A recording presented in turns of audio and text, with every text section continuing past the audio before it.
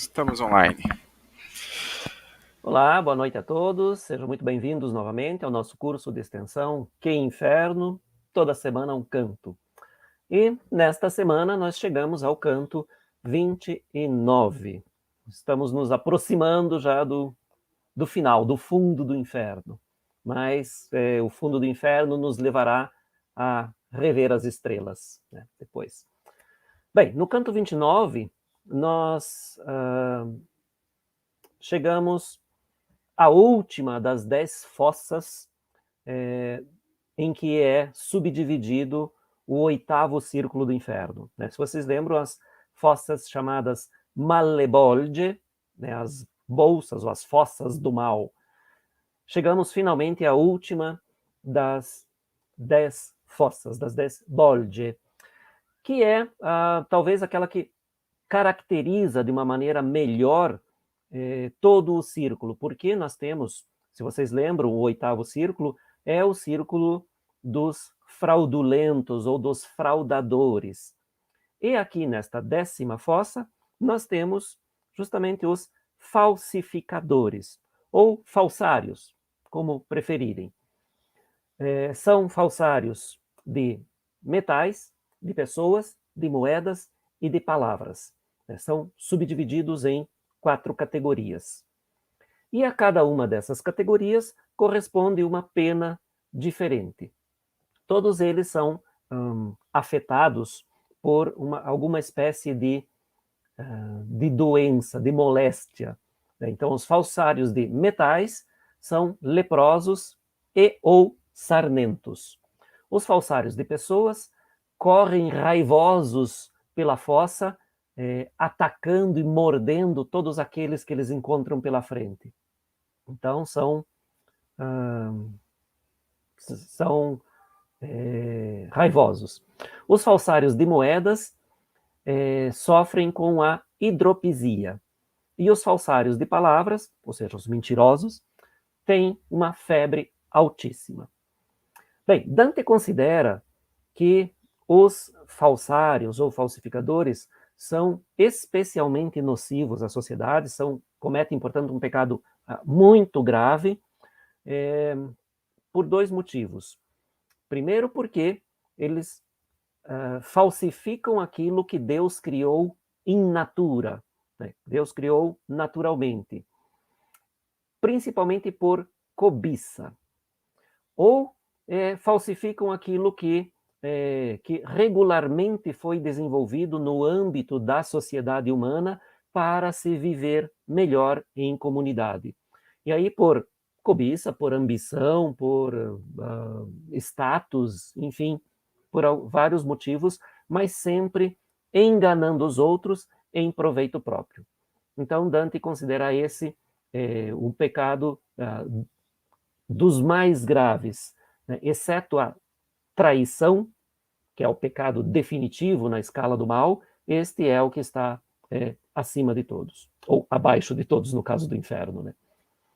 Então, o pecado dos mais graves, porque é o uso da inteligência para enganar os outros. E a inteligência é o dom divino que Deus nos concedeu, sempre no âmbito do pensamento cristão de Dante, né? A inteligência é o dom divino que Deus nos concedeu para nos elevar acima dos outros animais. Bem, destas 4 categorias de falsários, de metais, de pessoas, de moedas e de palavras, Dante trata, neste canto 29, somente da primeira categoria, né? São os falsários de metais ou alquimistas. Bem, este canto é dividido essencialmente em 2 partes. A primeira parte é essencialmente o final dos episódios começados no canto anterior, no canto 28, porque Dante aqui vai tratar ainda de uma questão ligada aos semeadores de discórdia. É uma conversa que Dante tem com Virgílio aqui nos 35, 36 primeiros versos, sobre a alma de um seu parente, um primo do pai de Dante, né, chamado Geri del Bello, que Dante viu de relance ali. E depois vai ter uma conversa com Virgílio justamente sobre esse seu parente nos primeiros versos. Mas o tema de fundo deste episódio, desta cena imaginada por Dante, de colocar ali este seu parente, vai ser uma cena, vai ser um tema um pouco diferente desse simplesmente da discórdia, dos semeadores de discórdia. O tema aqui é o tema da vingança, a chamada vingança de sangue, lavar a honra no sangue daquele que ofendeu. Esse que era um tema muito, muito, digamos assim, entranhado na cultura, na sociedade medieval, vai ser tratado por Dante de uma maneira, digamos assim, um pouco mais intelectual, ou um pouco mais religiosa, talvez. Então, esse tema é tratado por Dante de uma maneira um pouco ao contrário daquilo que era o comum na sociedade da sua época. O comum, ou, entre aspas, legítimo, era se vingar de qualquer ofensa a um parente. Um parente agredido, um parente morto, exigia uma vingança da família. E Dante se opõe a isso. E basta ver um dos motivos extremamente importante, mas apenas um dos motivos que nós acabamos de ver no canto anterior, no canto 28, que é que são as consequências tremendas, terríveis, que podem advir dessa prática da vingança. Né? Então, se vocês lembrarem, no canto anterior, né, nós conversamos sobre a divisão entre os guelfos e gibelinos, a origem dessa divisão. Né? Porque Dante encontra ali um personagem que é o Mosca dei Lamberti, que foi aquele que aconselhou a família Amidei a se vingar do Buondelmonte dei Buondelmonti, que tinha um contrato de casamento com uma moça da família Amidei, mas já próxima à época do casamento, o Buondelmonte rejeitou essa moça da família Amidei. Naturalmente que isso é uma ofensa tremenda para a honra daquela família. E então, Mosca dei Lamberti aconselhou a família Amidei a se vingar, assassinando o Buondelmonte. E Buondelmonte realmente foi assassinado por um membro da família Amidei, e aí a família do Buondelmonte vai assassinar o Amidei para se vingar. Daí vai assassinar o Mosca para se vingar. Não, desculpem. A família Amidei vai assassinar alguém da família de Buondelmonte para se vingar. E aí estes, por sua vez, vão matar mais um da outra família, e aquela mais um desta, e assim por diante. Isso, na verdade, escapou ao controle dessas duas famílias e se alastrou essa onda de vingança de tal modo que acabou gerando a divisão entre as várias famílias apoiando os Amidei ou os Buondelmonte, e gerou a divisão entre guelfos e gibelinos. Então, por uma questão de vingança, as consequências foram terríveis para Florença, para toda a Toscana. Então, isso, digamos assim, não é tudo, mas pode bastar para explicar por que Dante é contra essa prática da vingança. É claro que outro motivo extremamente forte é a questão religiosa. Né? Então, Dante, como cristão convicto, não pode aceitar esta violência. Dante não é exatamente aquele tipo que dá a outra face, mas também não chega a esse ponto, pelo menos na teoria. Então ele é absolutamente contra essa questão da vingança. Bem, esta é a primeira parte do canto, cerca de 35, 36 versos. Na segunda parte do canto, aí sim Dante entra na 10ª fossa e vai descrevê-la, vai comentar a aparência, vai comentar os personagens, vai conversar com esses personagens. E aqui estão, então, os falsários ou falsificadores. São divididos, então, como eu já disse, em 4 categorias, mas aparentemente não há nenhuma distinção de local para essas categorias. Eles estão todos juntos e misturados ali. E, como eu disse também, neste canto, Dante tratará apenas da primeira categoria desses falsários, que são os falsários ou falsificadores de metais, os alquimistas. E os personagens que Dante vai encontrar e que nós vamos conhecer logo após a leitura do canto são Grifolino d'Arezzo e Capocchio da Siena.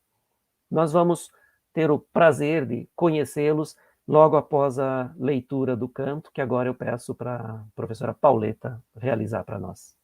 Pauletta, por favor. Sì. La molta gente e le diverse piaghe avean le luci mie sì inebriate che dello stare a piangere eran vaghe. Ma Virgilio mi disse: che pur guate, perché la vista tua pur si soffolge laggiù tra l'ombre triste smozzicate.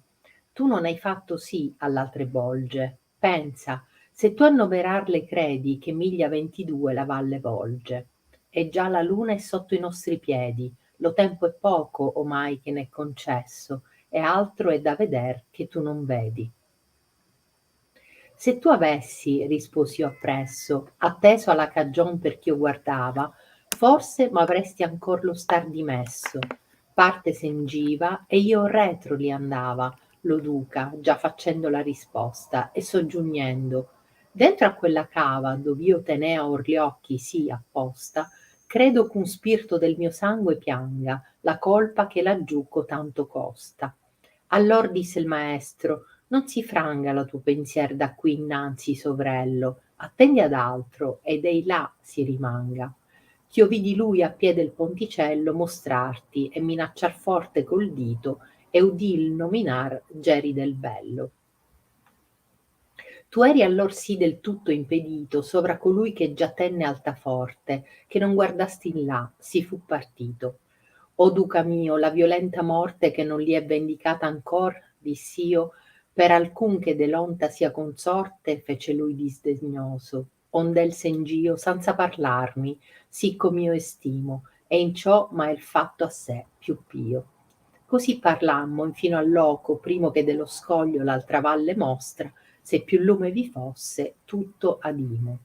Quando noi fummo sor l'ultima chiostra di Malebolge, sì che i suoi conversi potean parere alla veduta nostra, lamenti saettaron me diversi, che di pietà ferrati avean gli strali, ond'io gli orecchi con le man copersi.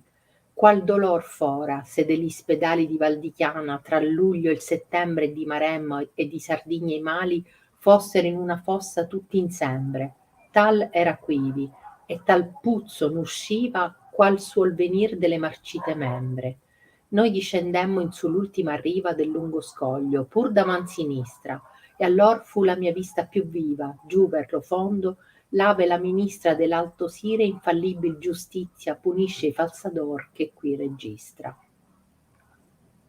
Non credo che a veder maggior tristizia fosse in Egina il popol tutto infermo, quando fu l'aere sì pien di malizia, che gli animali, infino al picciol vermo, cascaron tutti, e poi le genti antiche, secondo che i poeti hanno per fermo, si ristorar di seme di formiche, ch'era a veder per quella oscura valla languir li spirti per diverse biche. Qual sovra il ventre e qual sovra le spalle l'un de l'altro giacea, e qual carpone si trasmutava per lo tristo calle. Passo passo andavam senza sermone, guardando e ascoltando gli ammalati che non potean levar le lor persone.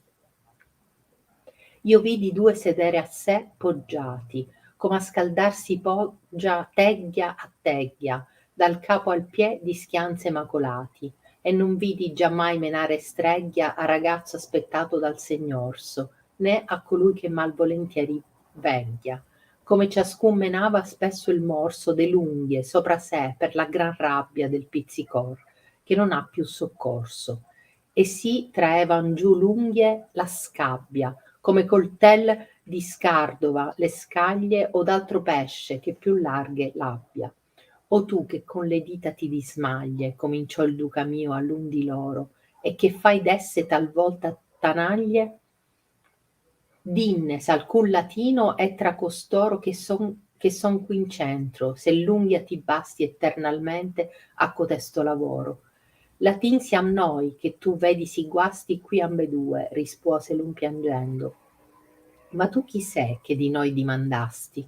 E il duca disse: I son un che discendo con questo vivo giù, di balzo in balzo, e di mostrarlo inferno a lui intendo. Allor si ruppelo come un rincalzo, e tremando ciascuno a me si volse, con altri che l'udiron di rimbalzo. Lo buon maestro a me tutto s'accolse, dicendo: Di allor ciò che tu vuoli. E io incominciai, poscia che ei volse. Se la vostra memoria non s'imboli nel primo mondo dall'umane menti, ma s'ella viva sotto molti soli, ditemi chi voi siete e di che genti. La vostra sconcia e fastidiosa pena di palesarvi a me non vi spaventi. Io fui d'Arezzo e albero da Siena, rispose l'un, mi fe mettere al foco, ma per quel ch'io morii qui non mi mena.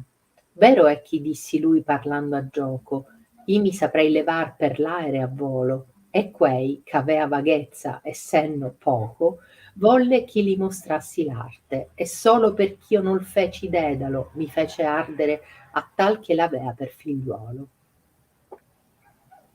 Ma nell'ultima bolgia delle 10, me per l'alchimia che nel mondo usai, dannomi nos, a cui fallar non lece. E io dissi al poeta: Or fu giammai gente sì vana come la Sanese? Certo non la Francesca sì d'assai. Onde l'altro lebbroso che m'intese rispose al detto mio: Tra Menestricca che seppe far le temperate spese e Niccolò che la costuma ricca del garofano prima discoverse, nell'orto dove tal seme s'appicca. E tra nella brigata in che disperse caccia da scian la vigna e la gran fonda e l'abbagliato suo senno proferse. Ma perché sappi chi sì ti seconda contra i sanesi, aguzza ver me l'occhio, sì che la faccia mia ben ti risponda. Sì vedrai ch'io son l'ombra di Capocchio, che falsai li metalli con l'alchimia, e te dei ricordar, se ben t'adocchio, com'io fui di natura buona scimmia. Ok, obrigado, Pauleta. Muito bem. Então, para começar a conversar sobre o canto 29, nós temos aqui um dos esboços de Sandro Botticelli, dos desenhos que ele fez, ou começou a fazer, esboçou, para uma edição da comédia. Essa edição que foi encomendada por um nobre florentino, Lorenzo di Pierfrancesco dei Medici, que não é o grande, o famoso Lorenzo dei Medici, chamado Lorenzo o Magnífico, não, Lorenzo il Magnifico. Este é um parente daquele, mas não é o grande famoso. Mas foi este, Lorenzo di Pierfrancesco dei Medici, que encomendou essa edição da comédia, encarregando o copista Niccolò Mangano de escrever o texto e a Sandro Botticelli de ilustrar a comédia, o texto. Então, Botticelli ficou encarregado de desenhar, de fazer 100 ilustrações, 100 desenhos para ilustrar os 100 cantos, mais o mapa do inferno, que seria a abertura da edição. E o mapa do inferno, na verdade, foi o único que o Botticelli concluiu, né? Nós já ouvimos aqui, e é famosíssimo, né? Porque ele desenhou tudo perfeitamente e coloriu.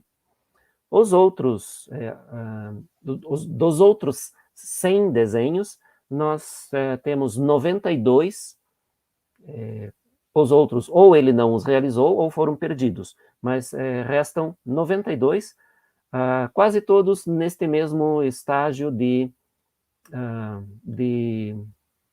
esboço, assim como esse que nós podemos ver aqui, né, a Fossa dos Alquimistas. Alguns estão em um desenho um pouco mais bem realizado, um estágio um pouco mais avançado, alguns, acho que uma única outra página já ele havia começado a colorir, mas a grande maioria nesse estágio apenas esboçado. Bem, então, os falsificadores de metais, ou chamados também alquimistas. E aqui não se confundem estes falsificadores de metais, chamados alquimistas, com os falsificadores de moedas. Depois nós vamos ver os falsificadores de moedas. Estes aqui eram os que falsificavam objetos, como taças, como molduras de quadros, como castiçais, enfim, muitos, não dá nem para enumerar todos, né, mas objetos de metal em geral, cobrindo-os com uma camada de ouro ou prata. Então, eles são descritos por Dante aqui como leprosos e ou sarnentos, cobertos de feridas, cujas crostas, como vocês já viram na leitura, eles arrancam com as unhas, porque são incapazes de controlar esta coceira fortíssima que os aflige. Então, eles se coçam e arrancam as crostas das feridas com as unhas. É uma imagem bastante chocante, grotesca, até repugnante, né? Mas isso demonstra, mais uma vez, o pensamento de Dante sobre estes pecadores. Qual é o contrapasso aqui?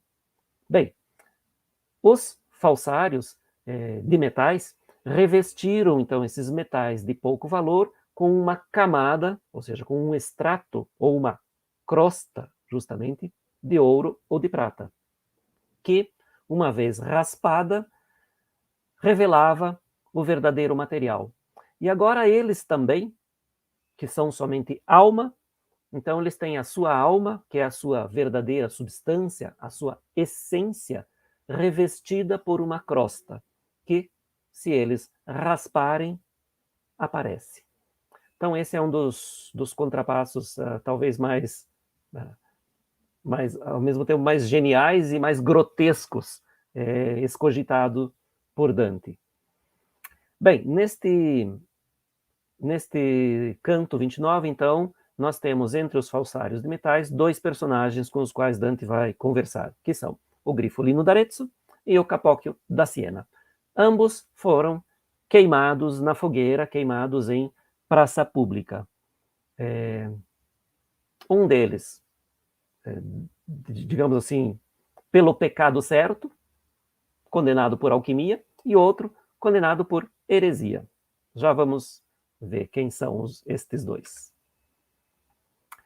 Então, como é que abre o canto? As muitas gentes e as diversas chagas do canto anterior tinham as luzes minhas tanto inundadas que de começar a chorar tinham vontade. Então, naturalmente, vocês devem lembrar, no canto anterior, nós vimos a reação, o choque de Dante diante da visão de todas aquelas almas retalhadas, estraçalhadas pela espada de um diabo. Eram as almas dos seminadores de discórdia, portanto, aqueles que dividiram e que agora são divididos. Dante está ainda especialmente afetado, chocado por aquela imagem. Então tem uma vontade de chorar por esta perda da humanidade, mas ele retém, ele segura o choro, principalmente, me parece, que lembrando a reprimenda de Virgílio lá no canto dos magos e adivinhos, em que Dante não resiste à visão da imagem humana tão distorcida. Se vocês lembram, os magos e adivinhos têm a cabeça virada para trás, né? Então, diante dos magos e adivinhos, Dante desaba a chorar e Virgílio o reprova fortemente, dizendo que no inferno não há lugar para a piedade. A piedade aqui vive quando é bem morta, diz Virgílio, lá no Canto dos Adivinhos. Então, por esse motivo, Dante agora segura o choro, mas vai lentamente, não acompanha Virgílio, que está com pressa, vai lentamente, sempre olhando para trás. E isso, naturalmente, parece irritar um pouco Virgílio, que vai manifestar essa sua irritação através das perguntas, né? Mas Virgílio me disse: o que olhas? Por que a tua vista tanto se demora lá embaixo, entre as sombras tristes mutiladas? E aí, tem uma questão interessante aqui. Tu não fizeste assim nas outras fossas. Pensa se poder contá-las, tu crês que por 22 milhas o vale se estende. Então, Virgílio, aqui para falar indiretamente da dificuldade de encontrar uma alma em meio a todas essas, além de tudo, despedaçadas, Virgílio lembra da dificuldade, mas fala indiretamente disso. Como? Citando o perímetro da fossa. Então, ele diz que esta fossa tem um perímetro de 22 milhas, o que dá mais ou menos, segundo os cálculos dos estudiosos, 7 milhas de diâmetro. E a partir desta indicação das medidas reais do inferno, deste canto e do próximo canto que uma alma vai fazer, vai dizer que o próximo círculo mede 11 milhas. Então, a partir destas duas indicações, vários estudiosos fizeram os cálculos para saber quais eram as medidas efetivas do inferno, né? Quais eram as dimensões do inferno. E entre todos estes estudiosos que fizeram esses cálculos, o mais famoso deles é Galileu Galilei. E também, assim, o mais famoso dos estudos sobre as dimensões de Dante. Mas foram vários estudos. Desses, eu coloquei aqui os principais, os mais conhecidos, mas há outros. Então, o primeiro que fez que se dedicou a estudar as dimensões do inferno a partir desta indicação de Virgílio aqui e de uma indicação do próximo canto, foi o Antonio Manetti, que em 1481 fez esse estudo, que ele intitulou Circa il sito, forme et misura dello inferno di Dante Alighieri. Mas esse estudo, embora seja de 1481, foi publicado somente em 1506.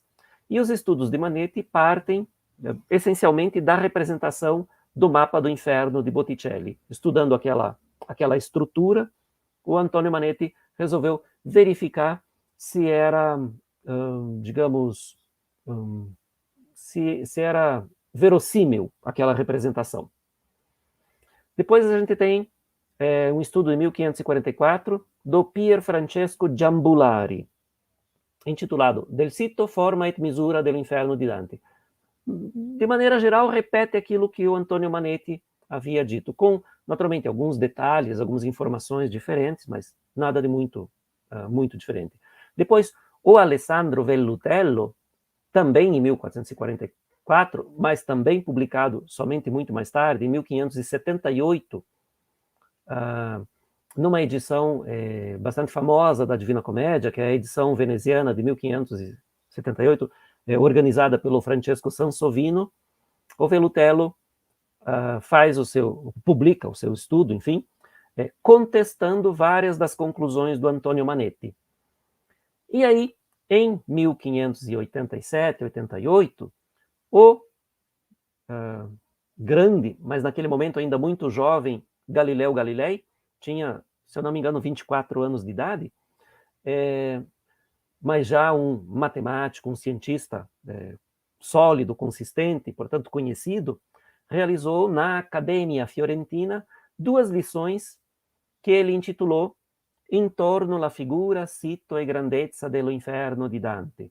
E nessas 2 lições, Galileu comenta os cálculos e as conclusões do Manetti e do Vellutello, e compara os 2 estudos. E ele concorda, em termos gerais, com o Manetti. Faz algumas pequenas correções, mas concorda com o Manetti, principalmente com relação àquela estrutura cônica, porque, segundo o Velutello, as paredes que separam um círculo do outro eram verticais. O Manetti diz que eram inclinadas. E aí, com seus conhecimentos também de engenharia, Galileu vai provar que se as paredes fossem verticais, a estrutura não ficaria em pé, ruiria. Então ele concorda com o Manetti nas paredes inclinadas, e aí essa representação do Botticelli é perfeita, segundo ele. Bom, esse era só um detalhe, na verdade, né? Nós estamos aqui falando, então, dessa certa irritação de Virgílio com Dante, porque Dante fica olhando para trás e está ali à beira do choro, né? E Virgílio, então, o recrimina levemente. E insiste aqui na necessidade de aproveitar melhor o tempo, né? Eles não podem perder tempo, eles têm apenas um dia, 24 horas, para visitar o inferno todo. Lembrando que eles entraram no inferno no comecinho da noite, então em torno de 6 horas da tarde. Lembrando que aqui a divisão para Dante é 6 em 6 horas, né? Então, no equinócio de primavera, o dia dura 12 horas, a noite dura 12 horas. Então, eles entraram no inferno no comecinho da noite, em torno das 6 horas da tarde, e vão sair, vão concluir a passagem pelo inferno também no mesmo horário. Então, Virgílio diz: já a lua está sob nossos pés. É pouco o tempo que nos é concedido, e há mais a ver que aqui tu não vês. Então, eles não podem perder tempo. Naturalmente, Dante não pode perder tempo, porque para Virgílio, a sua situação eterna já está resolvida. Né? Para Virgílio, isto é só um passeio, na verdade. Um passeio em que ele vai ensinar, vai disciplinar o seu discípulo. Né? Mas é algo absolutamente excepcional na condição eterna da alma de Virgílio. Né? Ele não vai ter outras possibilidades de fazer, de sair do limbo e fazer um passeio como agora. Então, para Virgílio não há problema. É Dante quem tem que se preocupar com o tempo. E aí Dante tenta justificar o fato dele estar atrasando um pouco o andamento e olhando para trás e querendo chorar. Ele tenta explicar para Virgílio. Diz: se tu tivesses, respondi logo depois, entendido a razão pela qual eu olhava, talvez tivesses meu estar ainda perdoado. Então, ele diz aqui, fica implícito no discurso de Dante, que Virgílio talvez estivesse um pouco desatento logo na saída da fossa anterior, e que Virgílio não deve ter percebido aquilo que Dante percebeu e que o torna mais angustiado e que faz com que a piedade venha à tona e que ele queira chorar. Então aqui há digamos assim, uma leve crítica, uma leve espetada de Dante, dizendo que Virgílio talvez tenha sido um pouco desatento. Enquanto ele ia andando, e eu atrás ia do guia, já dando a resposta e acrescentando: dentro daquela cava onde eu tinha os olhos tão fixos, creio que um espírito do meu sangue chore a culpa que lá embaixo tanto custa. Então está aqui a explicação. Né? Dante acredita ter visto um seu parente lá na fossa dos disseminadores de discórdia. E esse é o motivo, então, pelo qual ele continua olhando para trás, tentando localizar esse seu parente, talvez querendo voltar atrás, dar uns passos atrás para poder conversar com esse seu parente. E ele imagina que Virgílio não viu isso. E aí Virgílio vai mostrar quem é o mestre e por que é o mestre. Né? Ele diz: então disse o mestre, não se atormente o teu pensamento aqui sobre ele. Atende a outras coisas, e ele que fique por lá. Que eu ouvi ao pé do pontilhão mostrar-te e ameaçar forte com o dedo, e o ouvi nomear Geri del Bello. Então vejam, Virgílio não só se deu conta da presença desse parente de Dante, como ainda ouviu que este ameaçava, apontava Dante com o dedo e o ameaçava. além de dizer seu próprio nome. Então, Virgílio mostra a Dante que ele estava assim muito atento a tudo aquilo que estava acontecendo na fossa anterior, aquilo tudo a que Dante prestava atenção, especialmente ali no final do canto, em que Dante presta atenção ao Bertrand de Born, aquele que está segurando a cabeça na própria mão como uma lanterna. Virgílio prestava atenção a tudo isso e ainda percebeu Odiere del Bello, que é, como eu já disse, então, um primo do pai de Dante, que foi assassinado e não foi vingado. E tudo aquilo que eu falei da posição de Dante em relação a essa vingança de sangue, vingança da honra da família, e que Dante é contra pelos motivos que eu já falei, pelas consequências nefastas dessa vingança, que pode se alastrar e perder o controle, também pelo seu sentimento religioso, que manda perdoar os seus inimigos. Enfim, Dante é contrário a isso. E ele coloca isso principalmente nesse discurso do Virgílio, né? Virgílio que realmente não dá importância ao caso. Virgílio viu e ouviu o parente de Dante apontando, ameaçando, Dante agora dizendo que esse espírito do seu sangue que foi assassinado e não vingado, não se dignou a chamá-lo para conversar com ele, e Virgílio diz: não tem problema, não que o seu pensamento, ou seja, que o pensamento de Dante não se atormente, é o que Virgílio diz. Né? Então, deixa para lá e vamos embora, que há muito mais coisa a ser vista e pouco tempo. Tu estavas, aqui Virgílio diz, né? Tu estavas, então, de tal modo atento sobre aquele que já regeu Altaforte, que não olhaste para lá. Então ele partiu. Então, isso que eu acabei de falar, né? Dante estava tão atento ao discurso do Bertrand de Born que não prestou atenção no seu parente. E só ouviu de relance quando ele já estava indo embora.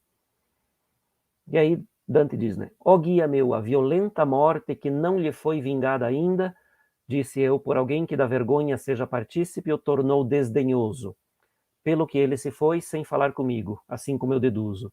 E com isso, ele me fez dele mais piedoso. Então aqui, eu coloquei ali na nota, inclusive, né, que é interessante o modo como Dante constrói psicologicamente essa situação, porque tem vários aspectos a serem considerados aqui. Naturalmente, antes de mais nada, esse parente de Dante é um pecador. Ele não está ali por acaso. Ele é um semeador de discórdia. É um daqueles que, usando a sua inteligência, dividia, separava aquilo que, segundo Dante, deveria permanecer unido. Famílias, partidos políticos, cidades, religiões, enfim. Era alguém que, usando a sua inteligência, separava o que deveria permanecer unido. Então é um pecador e um dos piores, aqui bem no fundo do inferno. Então, primeiro isso, esse parente de Dante é um pecador. Ele foi assassinado e não foi vingado.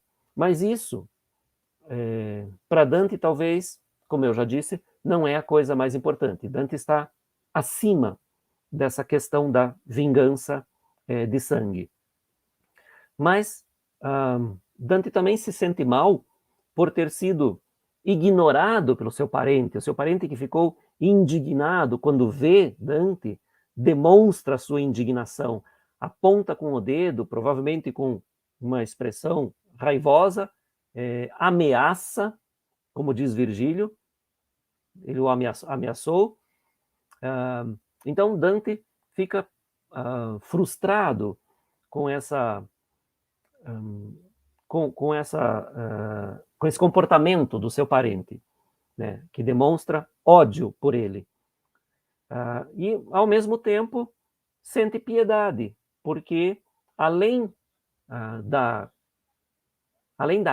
do sofrimento que este seu parente tem aqui, pelo pecado cometido, agora ele tem mais ainda esse ódio e esse sentimento, talvez, na mente do Jerry Del Bello, de injustiça, por não ter sido vingado, ou de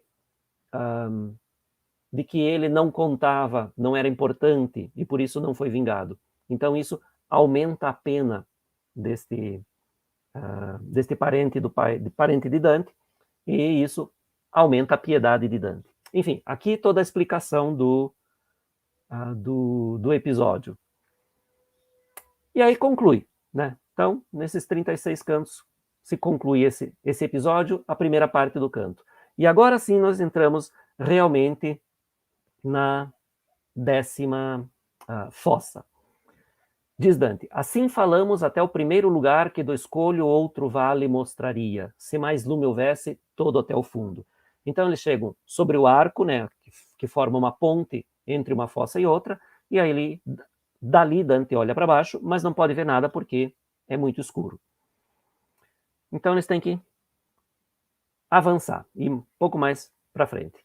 Quando nós fomos sobre a última fossa de Mariboldi, de modo que os seus danados podiam aparecer à vista nossa, lamentos me flecharam diversos, que de piedade ferrados tinham as setas, pelo que eu os ouvidos com as mãos cobri. Então, como é muito escuro ainda, e cada vez mais escuro, né? Quanto mais profundo do inferno, mais escuro, aqui Dante realmente, mesmo chegando mais perto, ainda não consegue ver nada. E só ouve os lamentos. Se vocês lembrarem, lá desde o começo do inferno, quase sempre as primeiras impressões que Dante tem de um círculo, de um espaço, são sonoras. Ele ouve os gritos, os choros, os lamentos, os insultos, enfim, quase sempre é isso. E aqui não é diferente, então. Ele também ouve os lamentos das almas que sofrem. E aqui Dante repete um esquema, uma estratégia expressiva, discursiva e imagética que ele já realizou magistralmente no canto anterior, que é o acúmulo. Ele diz: a dor que seria se dos hospitais de Val di Chiana entre julho e setembro, e de Maremma e de Sardenha os males fossem em uma fossa todos reunidos, tal era aqui, e tal fedor dali saía como costumam exalar os apodrecidos membros. Então, para descrever essa cena grotesca, repugnante, Dante traz à mente do seu leitor, do seu ouvinte, contemporâneo a Dante, muito, provavelmente uma cena muito, muito fácil de chamar à mente,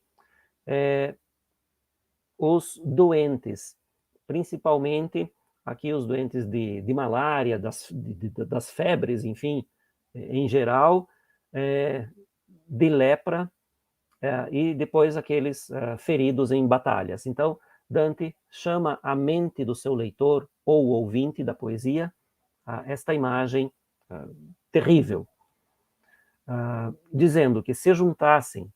Se vocês lembram no canto anterior, quando eu falei de acúmulo, Dante diz lá, mesmo que se juntassem num lugar só, num quadro só, diz Dante, todos os mortos e feridos em batalhas, desde os tempos de Enéas, então lá 8 séculos antes de Cristo, os mortos e feridos em todas as batalhas, desde aquela época até os dias de Dante, todos os mortos e feridos e o sangue não seria equivalente àquilo que ele viu na nona fossa.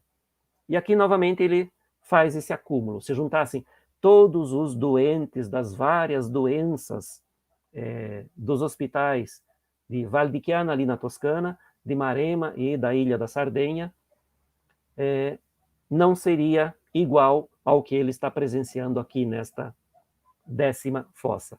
E vejam que ele enfatiza aqui, além da imagem, já chocante e grotesca, os odores, o mau cheiro, o fedor. E ele diz, como costumam exalar os apodrecidos membros, tanto daqueles doentes, quanto dos já mortos. Então, fedor realmente deveria ser absurdamente insuportável, né? Por que essa descrição tão grotesca, tão repugnante? Porque, novamente, Dante usa aquela sua estratégia de adequar o nível lexical, o nível linguístico, assim como o nível plástico, visual, ao nível moral do pecado.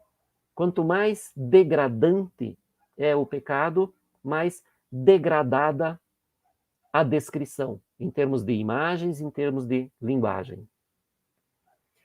Bem, ele continua: nós descemos sobre a última margem do longo escolho, sempre do lado esquerdo. E então chegou a minha vista mais viva, lá ao fundo, lá onde a ministra do Alto Senhor, infalível justiça, pune os falsários que aqui se registra. Então, aqui definidos quem são os pecadores desta última fossa do oitavo círculo. Não creio que haver maior tristeza fosse em Egina o povo todo enfermo, quando foi o ar tão pleno de malícia que os animais, até o pequeno verme, caíram todos, e depois as gentes antigas, etc. Então, aqui a gente vai parar um pouquinho, né?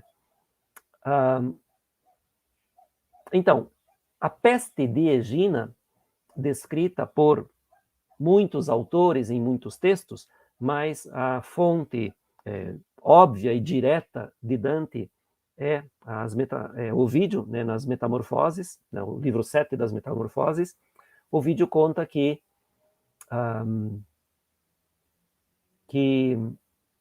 uma peste dizimou toda a população da ilha de Egina, inclusive os animais e os vermes. Matou tudo, exceto o rei Eaco, que era o filho da ninfa Egina, que dá nome à ilha, e as formigas ali de uma árvore, de um cipreste, se eu não me engano, no qual ele estava apoiado. Então, só sobraram Eaco e as formigas. E aí Eaco fez uma prece a Zeus para que repovoasse a ilha. E Zeus, com uma certa piedade, atendeu ao pedido de Eaco e transformou as formigas em homens. Então, esse é o mito contado nas Metamorfoses do Ovídio, né? Um dos tantos. Né? Uma das metamorfoses, transformar formigas em homens. E toda a população havia morrido por causa de uma peste que era a mulher de Zeus, ou, na verdade, aqui contado, né, do ponto de vista da mitologia latina. Então, Juno, a mulher de Júpiter, enciumada porque Júpiter havia se apaixonado pela ninfa Egina, é ela que manda essa peste que dizima toda a população da ilha, exceto Eaco. E aí, na versão latina, né, Júpiter transforma as formigas em homens.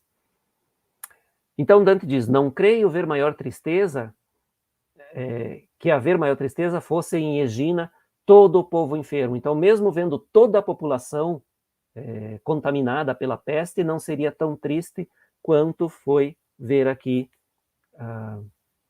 estas almas. Né? Daí ele diz ali: depois as gentes antigas, segundo o que os poetas têm por certo, se restauraram com sementes de formigas, do que era ver por aquele obscuro vale languir os espíritos nos diversos amontoados. Então ele diz: tenho certeza, embora não tenha visto, tenho certeza de que ver toda a ilha de Egina, com todos os seus habitantes afetados pela peste, não seria tão triste quanto ver aqueles espíritos todos ali na 10ª bolgia, na 10ª fossa, amontoados pelo chão. E aí ele descreve, né? E essa descrição aumenta um pouco o grau de repugnância dessa imagem. Né? Ele diz: alguns sobre o ventre e alguns sobre as costas um do outro jazia, e alguns de 4 se transmudavam pela triste vala. Então, amontoados uns sobre os outros, uns se arrastando. Basicamente, uma descrição das almas ali como vermes. Né? E aqui a gente tem a representação do Gustave Doré, que dá uma certa ideia, né? Embora esteja muito limpa, muito clean, para ser tão chocante quanto a descrição de Dante. Né? Mas, enfim, esse é o estilo do Doré. A imagem parece ser tão chocante que tanto Dante quanto Virgílio ficam sem palavras nesse momento, né? Porque mais um dos raros momentos, né?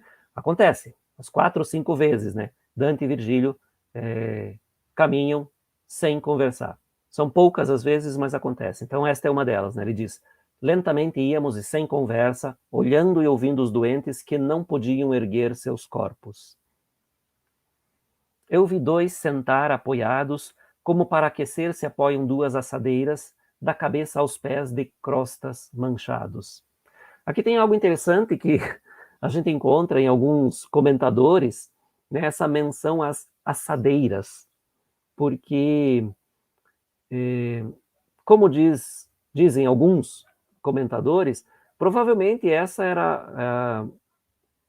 era um fato de cultura absolutamente comum para a época, que não requeria nenhum comentário dos comentadores mais antigos, né, sobre como se apoiavam 2 assadeiras para se aquecer melhor. E aí, não que seja algo importante, né, é só um detalhe curioso, que os comentadores antigos, simplesmente, nenhum dispensa uma única palavra sobre essa imagem.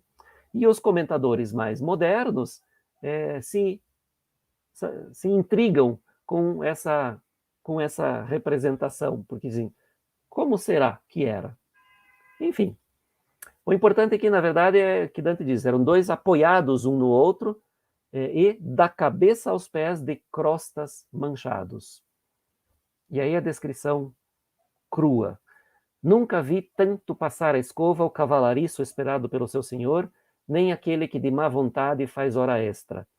Como cada um metia frequentemente a mordida das unhas sobre si, pela grande raiva do prurido, que não tem outro socorro. Então, aqui ele fala, nunca vi passar tanto a escova no cavalo, o cavalariço, que quer deixar esse cavalo, o pelo do cavalo limpo e brilhante, para mostrar serviço para o seu senhor, nem aquele que faz hora extra, como diz no terceiro verso ali, aquele que faz hora extra, ou seja, aquele que é obrigado a acordar de madrugada, talvez, para preparar rapidamente o cavalo para o seu senhor. Então, que escova o cavalo com muita força e velocidade.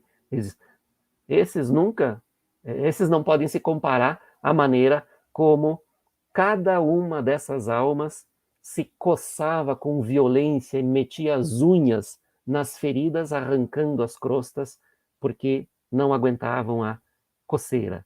Dante diz, a mordida das unhas sobre si pela grande raiva do prurido. Então esta é uma imagem extremamente forte, chocante, grotesca, mas simbólica. Simbólica porque, assim como as pessoas, durante a vida, se autodestruíram, né, e a vida, como eu coloquei ali, né, entendida como a instância e a possibilidade de obter a salvação, eles destruíram a sua vida, destruíram a sua possibilidade de salvação, destruíram a sua esperança. E agora, aqui no inferno, eles também se autodestroem, removendo a crosta, né, lembrando o contrapasso, né, para que eles tenham a verdadeira essência, que é a alma, a verdadeira substância, coberta com essas crostas. E eles vão se autodestruindo, coçando-se furiosamente. Então, mais uma parte do contrapasso aqui. E assim tiravam sob as unhas a sarna, como a faca as escamas das carpas, ou de outro peixe que as tenha maiores. Então, uma representação aqui também bastante crua, bastante ligada a uma imagem bastante popular, alguém que tira as escamas do peixe, né, que escama o peixe com uma faca, peixes como a carpa ou como outros que têm escamas grandes, largas. Então, assim como alguém escamando um peixe, eles tiravam as suas crostas que imediatamente voltam a crescer e provocam toda essa coceira. E aí Dante fala com uma das almas. Ó tu que com os dedos te desmanchas. Vejam que ele já não é muito gentil na maneira de se dirigir a esta alma, né? Tu que com os dedos te desmanchas, começou meu guia. Ah, desculpa, eu falei Dante, né? Virgílio. Começou meu guia um deles. E que fazes deles às vezes tenazes. Dizes se algum latino está entre aqueles que estão aqui dentro, e que a unha te baste eternamente a esse trabalho. Então vejam que aqui é uma espécie de, não sei, de bom augúrio de Virgílio, mas extremamente ácido, sarcástico, né? Dizendo que tenham unhas eternamente para continuar eternamente se descascando, se coçando. Então não é algo muito, digamos assim, muito suave. Então, o que ele quer saber, na verdade, é se tem algum latino, né? Latino aqui, como eu já disse, normalmente indica italiano. E aí, uma das almas responde, né?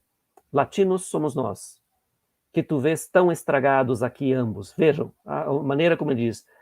Então, italianos, né? Latinos, como italianos, somos nós que tu vê tão estragados. Ambos, respondeu um chorando. Mas tu quem és, que de nós perguntaste? Então, a pergunta de sempre, a resposta evasiva de sempre, a surpresa de sempre, né? Já estamos acostumados, né? Então, é Virgílio quem responde novamente, né? Eu sou um que desço com este vivo de círculo em círculo e mostrar o inferno a ele pretendo. Então vejam que é a, sei lá, a enésima vez que Virgílio responde, sempre variando a resposta, né? Ele nunca diz exatamente a mesma coisa. Nunca usa as mesmas palavras, né? Ele sempre diz que ele está guiando Dante, que ele está morto e Dante vivo, que ele tem que mostrar o inferno para Dante, mas sempre variando a forma da expressão. E, naturalmente, isso sempre provoca a mesma surpresa, né? Então se rompeu o comum apoio, e tremendo cada um a mim se voltou, com outros que ouviram de reflexo. Então, comoção total ali, né? Eles provavelmente até param de se coçar um segundo para olhar para esta novidade absoluta, né? Alguém, uma alma que não é deste círculo, guiando um vivo, né? Absolutamente excepcional, né? Inédito, na verdade. O bom mestre a mim todo se aproximou, dizendo, dize-lhes o que tu queres, e eu comecei depois que ele deixou. Que a vossa memória não se desvaneça no primeiro mundo das humanas mentes, mas que ela viva sob muitos sóis. Então, primeiro, Dante manifesta a sua simpatia, digamos assim, pela memória, não pelas almas aqui, mas pela memória que elas podem ter deixado no mundo dos vivos, né? Mas, na verdade, isso aqui é uma frase muito capciosa de Dante, muito ambígua, tem dois sentidos, né? Que a vossa memória não se desvaneça no primeiro mundo, não significa necessariamente que a memória seja boa. Então, o que Dante está dizendo aqui, na verdade, é mesmo que vocês sejam os piores pecadores, o que eu espero, eu, Dante, espero, é que a memória de vocês lá no mundo permaneça por muito tempo, para que todos saibam o quanto vocês foram maus, o quanto vocês foram desprezíveis. Então, essa frase de Dante, que na verdade é mais uma pérola de oratória, de retórica, né? Porque se nós não prestarmos muita atenção a uma primeira vista ou a uma primeira audição, pode parecer uma frase elogiosa, mas não é. Então, ele usa isso sugerindo que ele pode, estando vivo e depois voltando, ele pode renovar a memória destas almas todas no mundo dos vivos.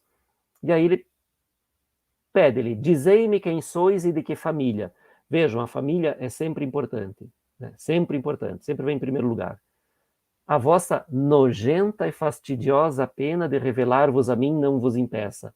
Então vejam que ele disfarça um pouquinho essa introdução ao seu discurso, como se fosse algo positivo, mas depois ele enfia a faca. A vossa nojenta e fastidiosa pena, né? Não perdoa.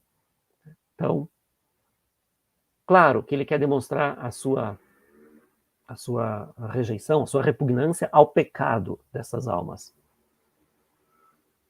Mas uma dessas almas parece muito contente de revelar quem é e de contar sobre o seu pecado, porque ele vai falar mal daqueles que o fizeram queimar na fogueira. Então, ele parece que, considerando perdas e ganhos, ele acha positivo falar mal dele mesmo para poder falar mal dos outros. E ele diz, eu fui de Arezzo. Arezzo é uma província ali, né, um pouco abaixo, olhando no mapa, abaixo e à direita de Florença. Então, eu fui de Arezzo e Albero de Siena. Aqui esse Albero é provavelmente uma corruptela de Alberto. Então, Albero de Siena respondeu, me fez pôr no fogo. Então, este Alberto de Siena, fez com que ele fosse queimado.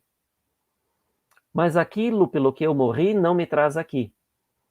Então, ele foi queimado, mas não pelo seu pecado real. Ele é um alquimista. A gente já vai descobrir, né? Ele é um alquimista e ele está aqui nesta fossa justamente por isso, porque foi um falsificador de metais. Mas não foi por isso que ele foi queimado. Ele foi queimado como um herege. Então ele já vai contar a sua história aqui, né?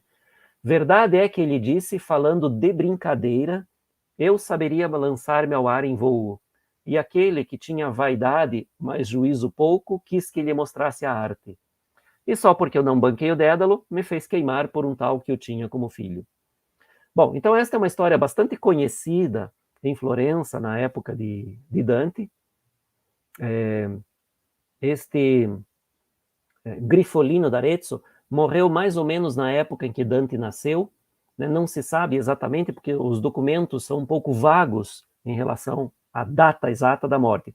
Sabe-se que foi entre 1260 e 1272. Mais do que isso não. Mesmo porque ele não era um personagem muito importante a ponto de ter, digamos assim, sua biografia, sua morte documentadas com detalhes. Mas a história dele era bem conhecida, porque há várias outras, além de Dante, várias outras menções a este fato que se tornou praticamente uma anedota da cidade de Arezzo, mas conhecido depois não só na Toscana, mas inclusive fora da Toscana. Bem, então o que ele diz? Que este Alberto da Siena, que não tinha nenhum senso de humor e não tinha muita inteligência, não gostou de ser enganado pelo Grifolino. Grifolino disse que, se ele quisesse, ele poderia voar. E o Alberto, então, pediu para ele que o ensinasse também a voar. Como o Grifolino não sabia voar e tinha dito isso só de brincadeira, né, não pôde ensinar.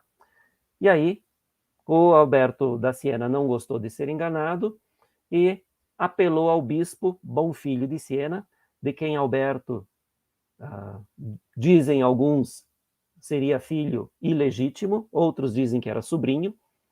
Então ele apelou ao bispo para condenar este mago, este bruxo que dizia que sabia voar. E o bispo condenou por heresia e mandou queimar na fogueira. Bom, aí tem uma questão histórica aqui, né, que isso não poderia ter sido verdade da maneira como Dante conta aqui, porque o bispo Bonfilho de Siena morreu em 1252, portanto, vários anos antes da morte do Grifolino. Então, não poderia ter sido o bispo Bonfilho de Siena, de quem dizem que o Alberto era filho ou sobrinho, a mandar queimar o Grifolino. Aí, os comentadores acham uma outra alternativa para quem teria mandado, quem teria condenado ao rogo o Grifolino. Dizem que o Alberto tinha relações com um inquisidor, Frei Bartolomeu, que este sim é um personagem que se encaixaria melhor na história, porque ele estava vivo ainda. Este Frei Bartolomeu estava vivo depois de 1272, época em que o Grifolino já tinha morrido. Então, essa é a história, né? Não é uma história tão importante assim, no sentido de saber quem são exatamente os personagens históricos, etc. É muito mais um daqueles personagens menores que Dante utiliza para dar o exemplo. Naturalmente que era bastante conhecido na sua época, né, tanto o Grifolino, quanto Alberto da Siena, quanto o Bonfilho de Siena, quanto o Frei Bartolomeu, todos personagens muito conhecidos em Florença, em Arezzo, em Pisa, enfim, na Toscana e até fora da Toscana naquela época. Mas não são os personagens em si que são importantes, é o exemplo. Né? Então, mesmo dessa história, há outras versões do fato, de vários comentadores, né, que dizem que o motivo principal pelo qual este Alberto da Siena teria se enraivecido a ponto de pedir para o seu tio ou amigo, enfim, que fizesse queimar o Grifolino, foi porque ele também era um praticante de magia. O Alberto também seria um praticante de magia e queria aprender a voar. Como o Grifolino não ensinou, ele entregou outro para a Inquisição. Então, aqui há várias versões, né? O importante é o exemplo de Dante, né? Não tanto os personagens. E aí ele diz, então ele foi queimado como bruxo, como mago, como um herege. Mas na última fossa das 10, eu, pela alquimia que no mundo pratiquei, danou-me nós, a quem falhar não é lícito. Então, segundo a justiça dos humanos, né, dos homens, ele foi queimado como herege. Mas, condenado a esta fossa, ele foi efetivamente pela prática da alquimia, né, porque aqui ele foi condenado por Minos, que não erra. Né, então, condenado pela justiça divina, obviamente que não erra. Bom, ele foi condenado pela alquimia que, na época de Dante, eles chamavam de alquimia sofística, porque era voltada a sofisticar os metais mais baratos, aplicando-lhes uma crosta de ouro ou prata. Então, havia a alquimia tradicional, digamos assim, convencional, aquela que buscava transformar os metais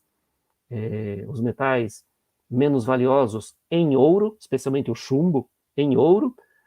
Então, com os seus livros secretos, a pedra filosofal, etc, etc. Enfim, toda aquela história que mais ou menos todos nós conhecemos sobre a alquimia que buscava transformar metais em ouro, chumbo em ouro, através da pedra filosofal. Esta era a alquimia mais convencional. E aí havia esta chamada de sofística, que na verdade era exatamente isto que Dante está condenando aqui, né? Esta prática de aplicar uma camada de ouro ou prata em metais mais baratos para sofisticá-los. É exatamente isso que o Grifolino da Arezzo fazia, como muitos outros. E eu disse ao poeta, Ora, já existiu gente tão frívola e tola como a de Siena? Certamente não a francesa assim tanto. Então, Dante, nós vamos ver que daqui para frente já caracterizou várias cidades ou até países por uma, digamos assim, uma qualidade ou um defeito. E aqui a caracterização de Siena é especificamente por este defeito, a vaidade. Ele diz, a vaidade é seu pecado principal, assim como os franceses. Então, esse frívola e tola, no convívio Dante especifica, né? Aqueles que, como que ele diz? Não lembro exatamente a frase, mas enfim, os vaidosos são frívolos e tolos. Então, por isso que a gente tem aqui no texto frívolo e tolo, e eu coloquei aqui como vaidade o principal pecado. Né? Dante define isso em outro lugar. Pelo que o outro leproso que me ouviu respondeu a minha frase, exceto Estrica, que soube fazer despesas moderadas. Então, aqui entra o segundo, a segunda alma com a qual Dante vai conversar. O Grifolino d'Arezzo fez o seu discurso até chegar ao ponto de falar mal desta personalidade coletiva da cidade de Siena, dizendo que Siena é uma cidade vaidosa, ou uma cidade de vaidosos e frívolos e tolos, né? E ali ele encerra o seu discurso. E aí, o outro que ouviu, com grande ironia ou com sarcasmo, vai dizer, exceto Strica, que soube fazer despesas moderadas. Então, está falando exatamente o contrário, né? Esse Strica, que é o Strica dei Salimbeni, de uma família muito rica, mas que era um perdulário, extremamente vaidoso. Como eu coloquei aqui na nota, né, mais um daqueles personagens que não tem uma grande importância histórica. Era muito conhecido porque era muito rico, a família era muito rica, e ele, um grande gastador, né, um grande perdulário, que não aparece lá no círculo dos avaros e pródigos, mas poderia muito bem estar lá, né? Só que não tinha morrido ainda em 1300. Então ele diz, Strica dei Salimbeni, que soube fazer despesas moderadas, e Nicolò, o irmão dele, que o costume luxuoso do cravo por primeiro descobriu na horta em que tal semente cresce. Então, a família Salimbeni, extremamente rica, tinha lá o Strica, e o Nicolò, que era um pouco mais famoso do que o irmão, porque ele, segundo dizem os comentadores ali, ele era criativo nas suas despesas. Os dois desperdiçaram o patrimônio imenso da família, mas o Nicolò era mais criativo. E o Nicolò foi quem introduziu na culinária italiana o uso do cravo da Índia.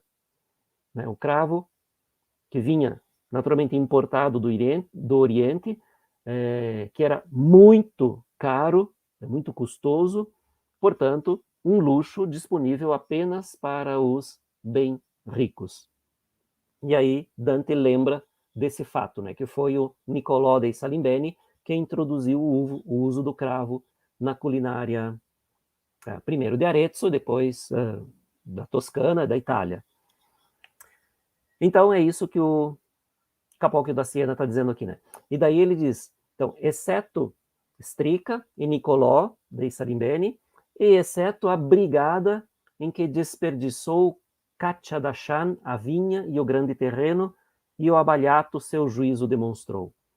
Então, aqui, com um grande sarcasmo, esta alma está falando que, sim, todos os habitantes de Siena, desculpem, de Arezzo, são frívolos, tolos e vaidosos, exceto, e daí esse exceto é onde ele despeja o seu sarcasmo, né? Porque mais do que todos estes, Nicolò e Strica dei Salimbeni, Katya Dashan, o Abaliato e as brigadas deles. Então, quem são esses dois aqui? Katya Dashan e o Abaliato, ele era assim chamado, como era um apelido, né, um epíteto, Bartolomeu dei Focacchieri. Desculpem, faltou um L, ele é Folcacchieri. Conhecidos nobres de Siena, o primeiro com fama de perdulário e frívolo. E este segundo tinha a fama, de uma certa maneira comprovada por muitos outros textos da época, tinha a fama de homem rico, mas honesto, digno, decente, bom cidadão. E aí, os comentadores dizem que essa caracterização negativa de Dante, que junta o Bartolomeu de Forcacchieri aos outros, fica por conta da posição política de Dante. Dante, guelfo branco, né, adversário da cidade de Siena gibelina. Então, Siena, muito mais convictamente gibelina, Dante apresenta um seu bom cidadão, um seu cidadão respeitável, como um destes tolos e frívolos e vaidosos. Então, aqui, muitos comentadores veem aquele espírito permaloso de Dante. Permaloso é uma palavra que eu gosto muito em italiano, quer dizer, aqueles que veem só o mal nas coisas, aqueles que levam tudo a mal. Então, Dante é extremamente permaloso, né? É aquele tipo de espírito que, se algo acontece com ele, a culpa é sempre dos outros. Então, dizem que Dante aqui é muito permaloso e junta o Bartolomeu de Forcacchieri a todos esses outros como uma nota de desprezo, de desdém pela cidade de Siena gibelina. Bem, o que eram as brigadas que ele cita ali? Estas brigadas, mais conhecidas como brigadas de perdulários ou brigadas de boas-vidas ou de bons vivants, eram grupos de amigos, ricos sempre, que se reuniam para caçar, para comer, para beber, para fazer festa, para se divertir, gastando fortunas de uma maneira sempre muito irresponsável. E esta brigada de Siena, citada por Dante aqui, foi a mais famosa delas. E aparece em vários outros escritos, inclusive Boccaccio dedica algumas das suas novelas, aparecem essas brigadas, inclusive uma famosa em que o poeta Guido Cavalcanti é convidado para participar de uma dessas brigadas de boas-vidas, de perdulários, de festeiros, e ele se recusa. É uma novela muito interessante lá, porque depois essa brigada acaba encurralando o Guido Cavalcanti um dia no cemitério e perguntam para ele por que ele não quer fazer parte da brigada deles. Eles queriam o Guido Cavalcanti porque ia dar prestígio para o grupo, para a brigada deles. E o Guido Cavalcanti não quer participar porque Guido Cavalcanti é um poeta, um filósofo que tem sempre a cabeça muito acima dessas festas, desses frívolos, vaidosos, tolos. E aí o Guido Cavalcanti não se dá nem o trabalho de responder a eles por que ele não quer entrar na brigada deles. Como eles estão no cemitério, o Guido Cavalcanti só diz para eles: senhores, estando em sua casa, vocês podem me dizer o que quiserem. E vai embora. Então, quer dizer, estando na sua casa, estando no cemitério, já como mortos, porque eles não têm conteúdo nenhum, é como se eles não tivessem jamais vivido. São mortos vivos, né? Quer dizer, não produzem nada, não têm conteúdo. Então, essa é a mensagem do Guido Cavalcanti. Isso aparece lá no Boccaccio, né? Não é aqui em Dante. Isso era só para lembrar que estas brigadas dos boas-vidas, dos perdulários, eram um tema bastante comum nessa época. E aqui a gente tem uma miniatura de uma edição da comédia, né, do Codex Autonensis, cujo título é La Brigata Spendereccia. Spendereccia vem do verbo spendere em italiano, que é gastar. Então, é a brigada dos gastadores aqui. Esta é uma, mas existem muitas dessas miniaturas, ilustrações, porque há muitas histórias, poesia e prosa, que tratam desse tema. Era um tema comum. E era um tema comum porque era, digamos assim, uma situação comum. E por que era uma situação comum? Era algo relativamente comum na passagem do século voltarem à tona as mesmas profecias de final do mundo. Claro que isso foi muito mais forte na passagem do ano 999 para o ano 1000, ou depois do ano 1000 para o ano 1001. Isso foi muito forte. Muitos apostavam no fim do mundo. Então, a ideia era ou se arrepender de todos os pecados e começar a praticar o bem e a tentar salvar a própria alma e a dos outros, em muitos casos.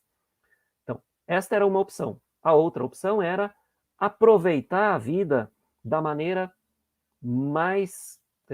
da melhor maneira possível. Então, realizando todos os desejos, todos os prazeres. Então, havia essas duas posições. Cada vez que se aproximava uma passagem de século, e muito especialmente na passagem do milênio. Então, aqui, nesta época, na passagem do século XIII para o século XIV, isso havia voltado à tona de uma maneira meio geral, assim, mas mais fortemente em algumas cidades, onde, muito por conta dos pregadores religiosos também, que costumavam se entusiasmar muito para anunciar o fim dos tempos e a necessidade do arrependimento e da conversão. Então, muito por conta desses pregadores, essa ideia do fim dos tempos voltava no final dos séculos. Então, aqui, na Toscana, isso teve uma força grande. E esse é um dos motivos pelos quais os historiadores explicam o fato da criação, ou digamos assim, da quantidade, da intensidade destas brigadas que se formaram no final do século para desperdiçar imensas fortunas nestas festas e prazeres constantes. E depois o que acontecia é que muitos desses acabavam na falência total, e muitos desses ricaços tiveram que depois pedir esmola para poder sobreviver. Bem, então, isso era só para falar das brigadas, né? Mas daí esta alma finalmente vai se apresentar, né? Ele vai dizer: mas para que saibas quem assim te acompanha contra os seneses, aguça sobre mim os olhos, para que a minha face bem te responda. Assim verás que sou a sombra de Capóquio, que falsifiquei os metais com a alquimia. E tu deves recordar, se bem te reconheço, como eu fui, por natureza, bom macaco. Então aqui tem uma coisa muito interessante, muito intrigante. Ele finalmente se apresenta, né? Capóquio, de Siena. Conhecido também, não é um personagem de grande importância, mas ele é conhecido justamente porque é personagem da comédia de Dante, e há documentos sobre ele, né? Foi um alquimista, falsificador, e foi queimado na fogueira na cidade de Siena. Então há documentos sobre isso. E aqui o que eu disse, que é intrigante e que é interessante, porque por essas palavras últimas do Capóquio a gente percebe que ele e Dante se conheciam. Veja, ele diz ali: aguça sobre mim os olhos para que a minha face bem te responda. Ou seja, apesar desta aparência, todo cheio de crostas e, enfim, todo estragado, como disse antes o Grifolino d'Arezzo, né? Apesar da aparência toda estragada, aguce bem os olhos sobre mim, que você vai me reconhecer. Ele diz assim, verás que sou a sombra de Capóquio. E tu deves recordar, se bem te reconheço. Ou seja, ele está dizendo que, se eu bem te reconheço, óbvio, então, que se conheciam. E ele está falando que principalmente da boa memória de Dante. Né? Está dizendo, como eu te conheço, eu sei que você tem uma memória fantástica. Né? Então, tu deves recordar como eu fui, por natureza, bom macaco, bom imitador. E aqui alguns comentadores, não se sabe com quanto de verdade, quanto de invenção meio romanceada a partir do texto de Dante, mas alguns comentadores falam sobre este Capóquio de Siena, dizendo que ele era um imitador excepcional. Imitava as pessoas, conseguia fazer gestos, vozes, trejeitos, movimentos, enfim, que ele era um ótimo imitador, imitava qualquer pessoa que ele quisesse. Mas claro que não é por isso que ele é condenado aqui, né? É que depois ele transformou, parece que esse seu dom de imitar, ele mesmo imitar pessoas, na arte de imitar metais preciosos com metais de menor valor. Então, foi condenado por esta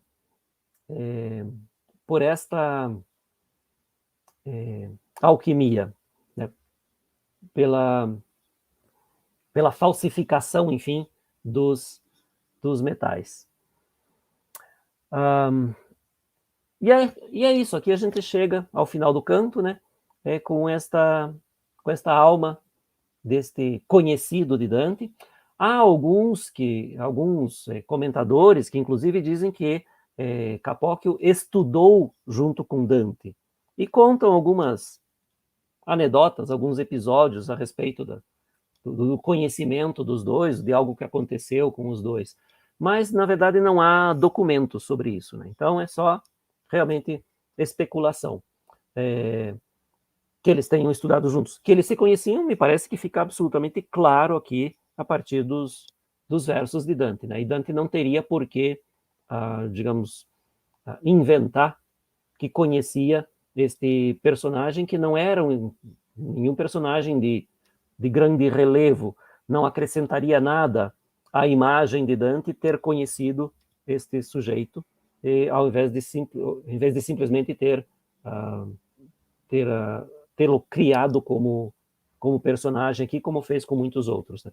Personagens históricos, sim, mas sem uma grande importância histórica. E bem, e aqui então nós encerramos o canto. Aqui estão as minhas referências bibliográficas principais, há muitas outras. E é isso. Na próxima semana, na próxima sexta-feira, nós chegamos ao canto 30. Continuamos ainda aqui na vala, na fossa dos falsificadores, e vamos ter uma conversa bastante interessante aqui que Dante vai descrever para nós. Ficamos por aqui então hoje, espero que vocês tenham uma ótima semana e nos vemos na sexta-feira que vem, às 6:30 da tarde. Até lá. Tchau, tchau.